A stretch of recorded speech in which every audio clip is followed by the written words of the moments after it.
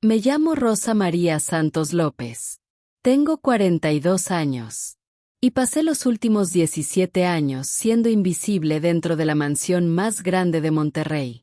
Fui sirvienta, limpiadora, cocinera, niñera, confidente de secretos que nunca debería haber escuchado. Fui todo para una familia que me trataba como si fuera menos que nada. Crecí en los barrios bajos de Monterrey.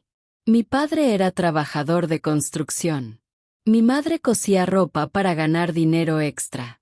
Éramos pobres, pero éramos amorosos. Teníamos poco, pero lo compartíamos todo. Cuando cumplí 17 años, mi madre enfermó. Cáncer de pulmón. El tratamiento era caro.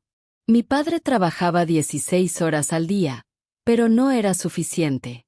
Fue entonces cuando vi el anuncio. La familia Reyes buscaba empleada doméstica. Alojamiento incluido.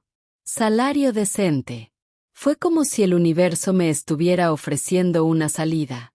Me presenté en la puerta de la mansión Reyes en un día de lluvia. La mansión era tan grande que pensé que tal vez era un error. Un edificio de 3 pisos con columnas blancas, jardines que parecían un parque, un portón de hierro que seguramente costaba más que toda la casa de mis padres. Fui entrevistada por la señora Catalina Reyes. Tenía 55 años entonces, aunque parecía tener 40. Cabello rubio platinado, uñas perfectamente manicuradas, ropa que probablemente costaba más que mi ropa de toda la vida. Cuando me miró, fue con los ojos de alguien que ve a un objeto útil, no a una persona. ¿Tienes experiencia?, preguntó. He cuidado a mis hermanos menores. He limpiado casas. Cocino bien, respondí. ¿Necesitas tiempo libre? No, señora. Necesito dinero. Mi madre está enferma. Algo cambió en su expresión. Fue brevísimo, pero lo vi. Fue como si acabara de entender exactamente qué podía hacer conmigo. Excelente, dijo. ¿Cuándo puedes empezar? Empecé al día siguiente. La vida en la mansión fue una introducción a un mundo que no sabía que existía. Los pisos eran tan limpios que podías verte reflejada en ellos. La ropa de cama costaba más que un automóvil usado. Los refrigeradores estaban llenos de comida, pero muchas veces la comida se tiraba porque no se veía bien. Había 6 baños, aunque solo vivían 4 personas en la casa. La familia Reyes consistía en Catalina, su esposo Guillermo, su hijo mayor Andrés de 30 años, y su hija menor Valeria de 28 años. Guillermo era un hombre de negocios. Tenía compañías de importación y exportación. Pasaba muy poco tiempo en casa, siempre en reuniones, siempre en viajes. Cuando estaba presente, ignoraba completamente a todos excepto a Catalina. Andrés trabajaba en la empresa de su padre. Era guapo de una manera superficial, con el tipo de belleza que viene de dinero más que de carácter. Era grosero conmigo, pero no de una manera que fuera confrontacional. Era como si simplemente no viera a alguien como yo. Si le servía el desayuno, podía pedirme que lo hiciera diferente sin ni siquiera mirarme. Valeria era diferente. Tenía los ojos de alguien que realmente veía el mundo. A veces me sorprendía mirándome cuando pensaba que no lo notaba. Algunas veces, dejaba propinas para mí en la mesa. Una vez me preguntó mi nombre completo y pareció genuinamente interesada en la respuesta. Pero fue Catalina quien gobernaba la casa. Catalina quien decidía todo. Catalina quien, de alguna manera extraña, parecía disfrutar humillándome. Rosa, el café no está lo suficientemente caliente, diría, aunque fuera perfecto. Rosa, veo una mancha en la ventana, diría, aunque no la hubiera. Rosa, ¿realmente pensaste que ese uniforme se veía bien? Diría, aunque no tuviera elección sobre qué uniforme usar. Fueron pequeñas humillaciones. 1000 papeletas de crueldad. El tipo de cosa que te hace cuestionarte si eres realmente tan incompetente como parece que todos piensan que eres.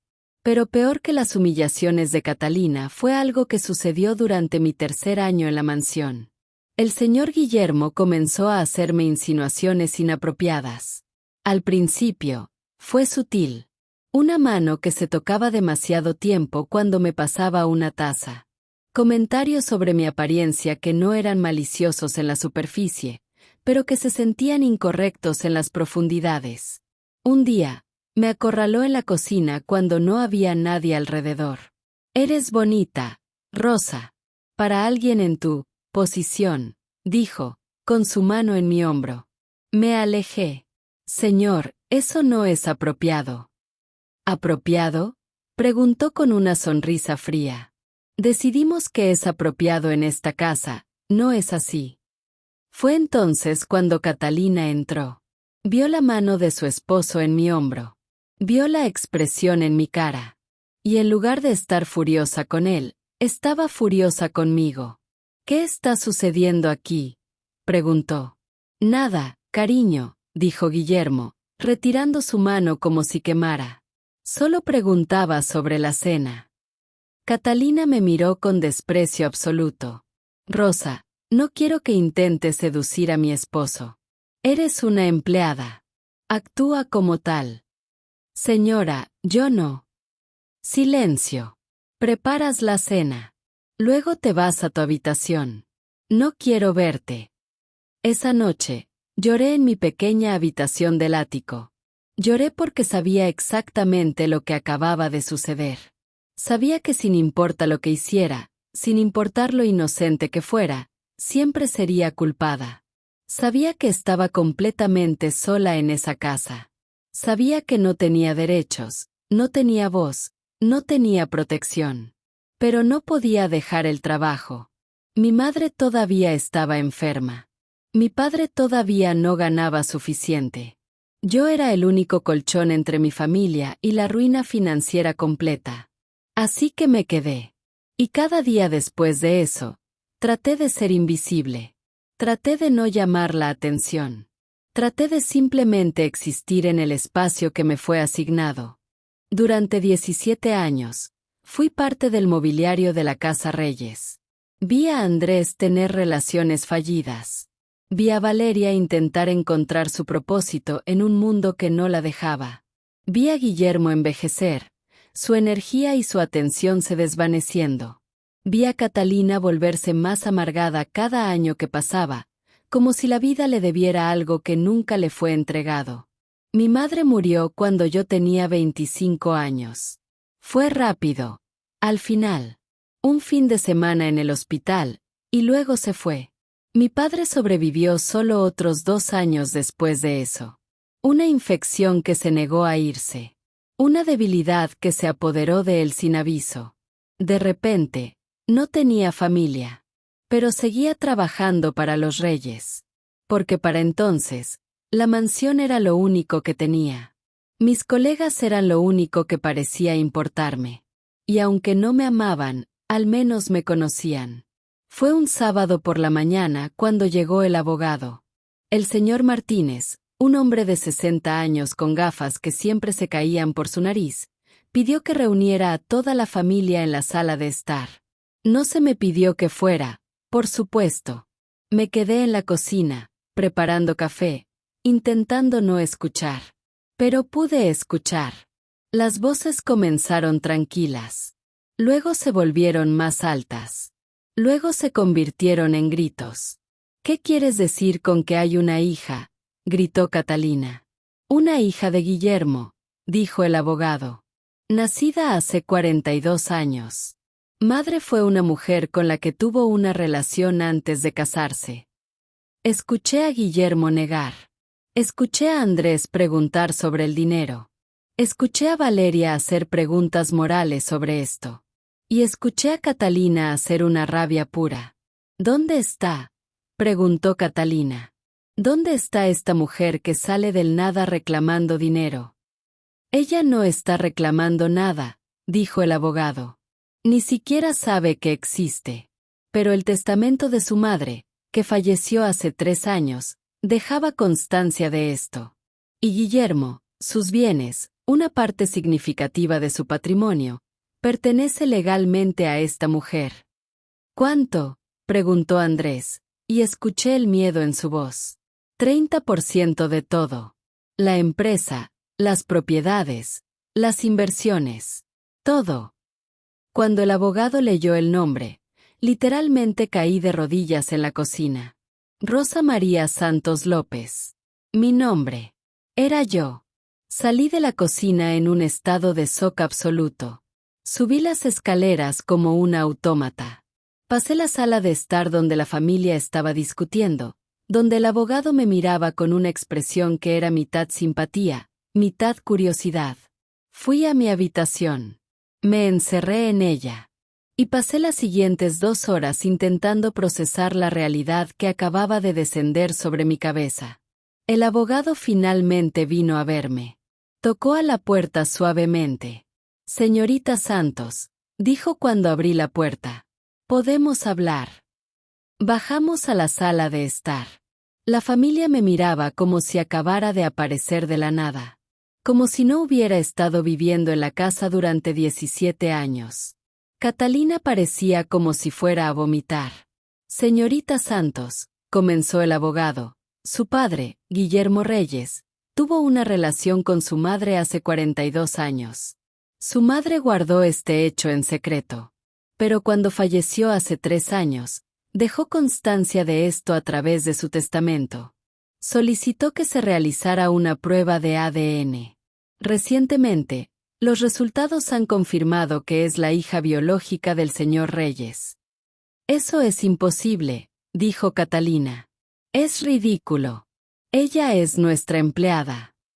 «Justo», dijo el abogado, mirándola con los ojos más fríos que jamás había visto en un abogado. «Exactamente nuestra empleada». Se giró hacia mí. «Señorita Santos, según el testamento de su madre, usted es la heredera de una cantidad significativa del patrimonio de los Reyes. Específicamente, el 30% de la empresa central. Esto incluye participación accionaria, derechos de toma de decisiones y acceso a las ganancias». Miré fijamente al abogado. Luego miré a Guillermo. Luego miré a Catalina. Su cara se había vuelto prácticamente púrpura de rabia. Ella, siseó Catalina. «¿Rosa? ¿Nuestra sirvienta? Eso es fraude. Ese será fraude. Ese abogado está en su bolsillo». «Los resultados de ADN son incontestables», dijo el abogado tranquilamente. «Como está fuera del alcance de cualquier influencia aquí. Su madre fue muy clara en sus instrucciones. Quería que su hija supiera que era amada. Quería que su hija supiera que se le debía justicia. Y quería que su hija tuviera lo que por derecho le pertenecía». Pasé los siguientes 2 días viviendo la existencia más surrealista de mi vida. El abogado vino a la mansión y me informó sobre cada detalle de mi herencia. Resultó que la madre que nunca conocí, una mujer llamada María Elena Cortés, había venido de una familia adinerada. Ella y Guillermo se habían conocido cuando eran jóvenes. Habían tenido un romance. Cuando ella quedó embarazada, él no quiso dejar a su familia. Así que ella se fue. Se fue a vivir sola, criándome a mí, construyendo su propio imperio empresarial. Había documentos. Había fotografías. Había cartas que ella había escrito a Guillermo a lo largo de los años, que nunca había enviado. Había un diario que detallaba cada paso de mi vida que ella había documentado de lejos. Porque resulta que María Elena Cortés había estado observándome. Toda mi vida. Había pagado por mi educación. Había pagado por los medicamentos de mi madre. Había pagado por el entierro de mi padre. Todo en secreto. Todo sin que yo lo supiera. Y cuando ella murió, dejó todo a su única hija. Cuando el abogado me mostró el testamento de mi madre, lloré por primera vez en años. Lloré por la mujer que sacrificó todo para darme una vida, aunque fuera de lejos. Lloré por los años que perdimos. Lloré por el hecho de que ni siquiera sabía que existía. Pero sobre todo, lloré de rabia. Durante 17 años, fui parte del mobiliario de la Casa Reyes. Vi a Andrés tener relaciones fallidas. Vi a Valeria intentar encontrar su propósito en un mundo que no la dejaba. Vi a Guillermo envejecer, su energía y su atención se desvaneciendo. Vi a Catalina volverse más amargada cada año que pasaba, como si la vida le debiera algo que nunca le fue entregado.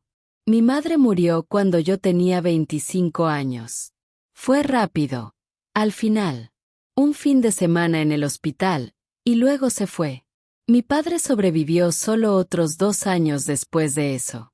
Una infección que se negó a irse. Una debilidad que se apoderó de él sin aviso. De repente, no tenía familia. Pero seguía trabajando para los Reyes. Porque para entonces, la mansión era lo único que tenía. Mis colegas eran lo único que parecía importarme. Y aunque no me amaban, al menos me conocían. Fue un sábado por la mañana cuando llegó el abogado. El señor Martínez, un hombre de 60 años con gafas que siempre se caían por su nariz, pidió que reuniera a toda la familia en la sala de estar. No se me pidió que fuera, por supuesto. Me quedé en la cocina, preparando café, intentando no escuchar. Pero pude escuchar. Las voces comenzaron tranquilas. Luego se volvieron más altas. Luego se convirtieron en gritos. ¿Qué quieres decir con que hay una hija?, gritó Catalina. Una hija de Guillermo, dijo el abogado. Nacida hace 42 años. Madre fue una mujer con la que tuvo una relación antes de casarse. Escuché a Guillermo negar. Escuché a Andrés preguntar sobre el dinero. Escuché a Valeria hacer preguntas morales sobre esto. Y escuché a Catalina hacer una rabia pura. ¿Dónde está?, preguntó Catalina. ¿Dónde está esta mujer que sale del nada reclamando dinero? Ella no está reclamando nada, dijo el abogado. Ni siquiera sabe que existe. Pero el testamento de su madre, que falleció hace 3 años, dejaba constancia de esto. Y Guillermo, sus bienes, una parte significativa de su patrimonio, pertenece legalmente a esta mujer. ¿Cuánto?, preguntó Andrés, y escuché el miedo en su voz. 30% de todo. La empresa, las propiedades, las inversiones. Todo. Cuando el abogado leyó el nombre, literalmente caí de rodillas en la cocina. Rosa María Santos López. Mi nombre. Era yo. Salí de la cocina en un estado de shock absoluto. Subí las escaleras como una autómata. Pasé la sala de estar donde la familia estaba discutiendo, donde el abogado me miraba con una expresión que era mitad simpatía, mitad curiosidad. Fui a mi habitación. Me encerré en ella. Y pasé las siguientes 2 horas intentando procesar la realidad que acababa de descender sobre mi cabeza. El abogado finalmente vino a verme. Tocó a la puerta suavemente. Señorita Santos, dijo cuando abrí la puerta. Podemos hablar. Bajamos a la sala de estar. La familia me miraba como si acabara de aparecer de la nada. Como si no hubiera estado viviendo en la casa durante 17 años. Catalina parecía como si fuera a vomitar. Señorita Santos, comenzó el abogado, su padre, Guillermo Reyes, tuvo una relación con su madre hace 42 años. Su madre guardó este hecho en secreto. Pero cuando falleció hace 3 años, dejó constancia de esto a través de su testamento. Solicitó que se realizara una prueba de ADN. Recientemente, los resultados han confirmado que es la hija biológica del señor Reyes. Eso es imposible, dijo Catalina. Es ridículo. Ella es nuestra empleada. Justo, dijo el abogado, mirándola con los ojos más fríos que jamás había visto en un abogado. Exactamente nuestra empleada. Se giró hacia mí. Señorita Santos, según el testamento de su madre, usted es la heredera de una cantidad significativa del patrimonio de los Reyes. Específicamente, el 30% de la empresa central. Esto incluye participación accionaria, derechos de toma de decisiones y acceso a las ganancias. Miré fijamente al abogado. Luego miré a Guillermo. Luego miré a Catalina. Su cara se había vuelto prácticamente púrpura de rabia. Ella, siseó Catalina. ¿Rosa? ¿Nuestra sirvienta? Eso es fraude. Ese será fraude. Ese abogado está en su bolsillo. Los resultados de ADN son incontestables, dijo el abogado tranquilamente. Como está fuera del alcance de cualquier influencia aquí. Su madre fue muy clara en sus instrucciones. Quería que su hija supiera que era amada. Quería que su hija supiera que se le debía justicia. Y quería que su hija tuviera lo que por derecho le pertenecía. Pasé los siguientes 2 días viviendo la existencia más surrealista de mi vida. El abogado vino a la mansión y me informó sobre cada detalle de mi herencia. Resultó que la madre que nunca conocí, una mujer llamada María Elena Cortés, había venido de una familia adinerada. Ella y Guillermo se habían conocido cuando eran jóvenes. Habían tenido un romance. Cuando ella quedó embarazada, él no quiso dejar a su familia. Así que ella se fue. Se fue a vivir sola, criándome a mí, construyendo su propio imperio empresarial. Había documentos. Había fotografías. Había cartas que ella había escrito a Guillermo a lo largo de los años, que nunca había enviado. Había un diario que detallaba cada paso de mi vida que ella había documentado de lejos. Porque resulta que María Elena Cortés había estado observándome. Toda mi vida. Había pagado por mi educación. Había pagado por los medicamentos de mi madre. Había pagado por el entierro de mi padre. Todo en secreto. Todo sin que yo lo supiera. Y cuando ella murió, dejó todo a su única hija. Cuando el abogado me mostró el testamento de mi madre, lloré por primera vez en años. Lloré por la mujer que sacrificó todo para darme una vida, aunque fuera de lejos.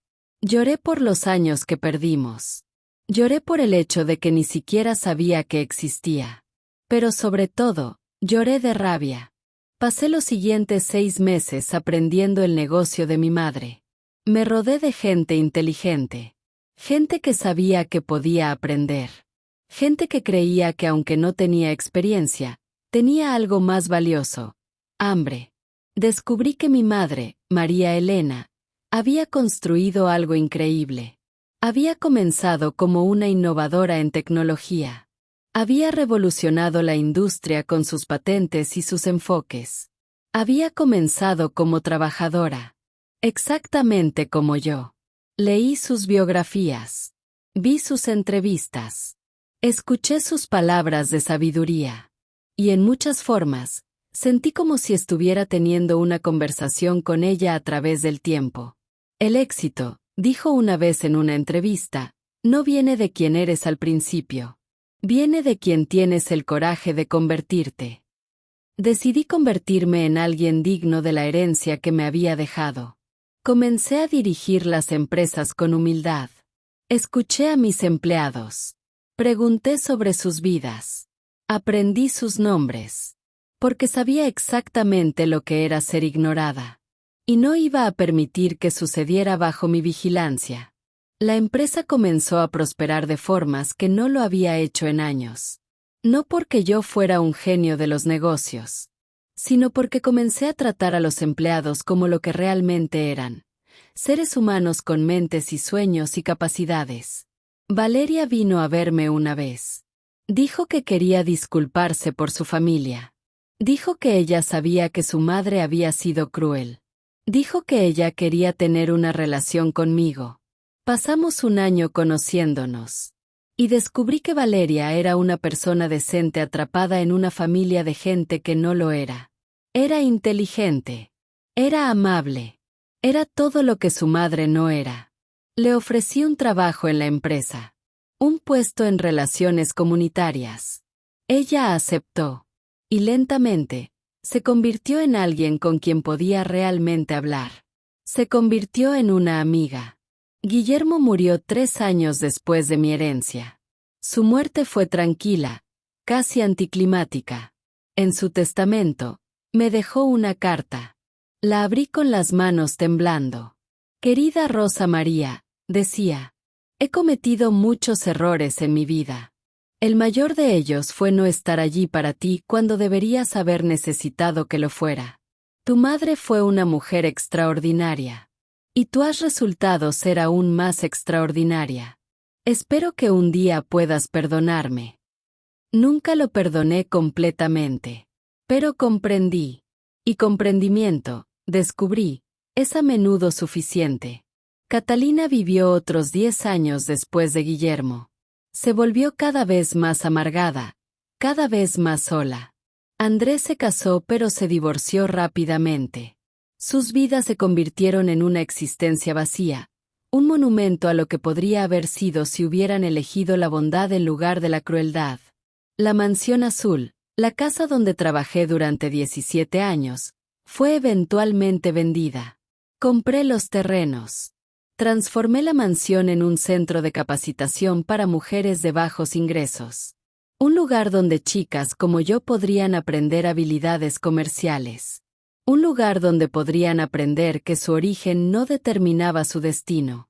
Hoy, 22 años después de que el abogado Martínez caminara en la habitación para cambiar mi vida, dirijo un imperio global. He multiplicado la riqueza de mi madre. He creado empleos para miles de personas. He invertido en educación. He invertido en mujeres. He invertido en futuro. Mi oficina está en un edificio moderno en la Ciudad de México. No es una mansión. No tiene columnas de mármol. Pero tiene ventanas que miran hacia la ciudad, recordándome de dónde vengo. Recordándome de quién solía ser. He conocido a gente importante. He codeado con presidentes y ejecutivos. He recibido premios por mi filantropía. He sido nombrada una de las mujeres más influyentes de México. Pero la que me hace más orgullo es el certificado que recibí del Centro de Capacitación. Un certificado de empleadora del año de parte de las 3,000 mujeres que han pasado a través de nuestros programas. Porque eso es lo que entiendo ahora. Que la riqueza no es sobre cuánto dinero tienes. Es sobre cuánta diferencia puedes hacer. Hace un año, recibí una visita inesperada. Era Catalina. Tenía 88 años en ese momento. Estaba en silla de ruedas, cuidada por una enfermera, visiblemente frágil. No sabía qué esperar cuando entré a la habitación del hospital donde la visitaba. ¿Iba a pedir dinero? ¿Iba a pedir disculpas? ¿Iba simplemente a remover el resentimiento que había acumulado durante décadas? Hola, Rosa, dijo cuando me vio. Su voz estaba débil, pero sus ojos tenían una claridad que no esperaba. Hola, Catalina, respondí, sentándome en la silla al lado de su cama. He estado pensando mucho en mi vida, continuó. Pensando en cómo la desperdicié. Pensando en todas las formas en que podría haber sido diferente. No respondí. Simplemente escuché. Tenía todo, dijo. Dinero, familia, oportunidades. Pero lo único que hice fue guardar, guardar, guardar. Guardar mi amor de mis hijos. Guardar mi compasión de las personas que trabajaban para nosotros. Guardar mi bondad para alguien que nunca vino. Catalina, comencé. Déjame terminar, interrumpió. Quería pedirte disculpas. De verdad. Lamento cómo te traté. Lamento cada palabra cruel que pronuncié. Lamento cada vez que te humillé. No porque tenga miedo de morir, sino porque ahora entiendo exactamente quién eres. Y ahora entiendo exactamente quién soy. ¿Y quién eres tú? Pregunté. Soy una mujer que desperdició la oportunidad de ser buena. Soy una mujer que tuvo todo pero ganó nada. Y tú, continuó, mirándome con ojos claros, eres una mujer que no tenía nada y ganó todo. Lloré en ese momento. Lloré no porque fuera una validación que necesitaba. Lloré porque era una mujer antigua reconociendo finalmente lo que había hecho mal. Lloré porque la vida nos da una oportunidad, una sola oportunidad, de ser mejores. Y la mayoría de nosotros la desperdiciamos. Catalina murió 3 semanas después. Su funeral fue mal asistido. Sus hijos no parecían particularmente afligidos. Pero yo estaba allí. Porque había aprendido que la compasión, incluso para aquellos que no la merecían, es el acto más poderoso que una persona puede realizar. Recientemente, recibí un paquete en mi oficina. Era del abogado Martínez, quien finalmente se había jubilado después de 50 años de práctica. Había cosas dentro. Una carta. Fotografías. Un diario. La carta decía: «Querida Rosa María, estos son los documentos que su madre dejó para usted, pero que Martínez no era el momento adecuado para compartir. Ahora que ha pasado suficiente tiempo, que ha vivido suficientemente, espero que pueda apreciar las palabras de alguien que la amó profundamente, aunque no estuviera allí. Con respeto y admiración, su amiga fiel, Elena». El diario era de mi madre. Detallaba cada decisión que tomó, cada sacrificio que hizo, cada noche que pasó despierta, preocupada por mí, cada día que trabajó sabiendo que todo era para darme una oportunidad. Había una entrada de cuando yo tenía 30 años. Yo era todavía empleada doméstica en casa de los Reyes. Mi madre escribió: «Vi a mi hija hoy. Estaba limpiando las ventanas de la mansión. Trabajaba con dignidad a pesar de todo. Trabajaba con una sonrisa a pesar del peso del mundo. Está lista. Pronto, ella sabrá la verdad. Pronto, ella entenderá que nunca fue una sirvienta, que fue siempre una princesa, esperando su corona». Lloré leyendo esas palabras. Porque lo que finalmente entendí fue que la riqueza no me fue dada cuando el abogado me informó sobre mi herencia. La riqueza me fue dada mucho antes. Me fue dada en los genes de una mujer que se negó a ser derrotada. Me fue dada en cada oportunidad que ella secretamente creó para mí. Me fue dada en el legado de alguien que trabajó toda su vida para que yo pudiera ser libre. Hoy, a los 42 años, sigo siendo, en muchas formas, la misma Rosa María que limpió los pisos de la mansión. Sigo trabajando duro. Sigo valorando la humildad. Sigo recordando de dónde vengo. Pero ahora, también sé de dónde voy. He creado una fundación en nombre de mi madre. Ayuda a mujeres que fueron abandonadas a dar a luz. Ayuda a niños que fueron criados sin uno de sus padres. Ayuda a personas que sienten que la vida las ha dejado en la parte equivocada del mundo. Porque sé exactamente lo que se siente. Y sé exactamente que es posible cambiar. Es posible transformarse. Es posible que la servidumbre se convierta en reinado. Es posible que el dolor se convierta en propósito. Valeria ahora dirige el departamento de relaciones comunitarias de mi empresa. Ella está casada, tiene hijos, y es feliz. A veces me pregunta si alguna vez perdoné a su familia. Sí, respondo siempre. Pero no por ellos. Perdí por mí. Porque llevar resentimiento es como beber veneno esperando que alguien más muera. En las noches, a veces vuelvo a la zona donde creció mi madre. ¿Dónde crecí yo? Miro los edificios. Miro las calles. Y pienso en todas las mujeres que todavía están aquí, trabajando duro, soñando con algo más. Les digo esto: tu origen no es tu destino. Tu posición actual no es tu futuro. Tu vida puede cambiar. Puede transformarse. Puede convertirse en algo más poderoso de lo que jamás imaginaste. Porque si una sirvienta en una mansión azul puede convertirse en heredera de un imperio, entonces cualquier cosa es posible. Cualquier cosa.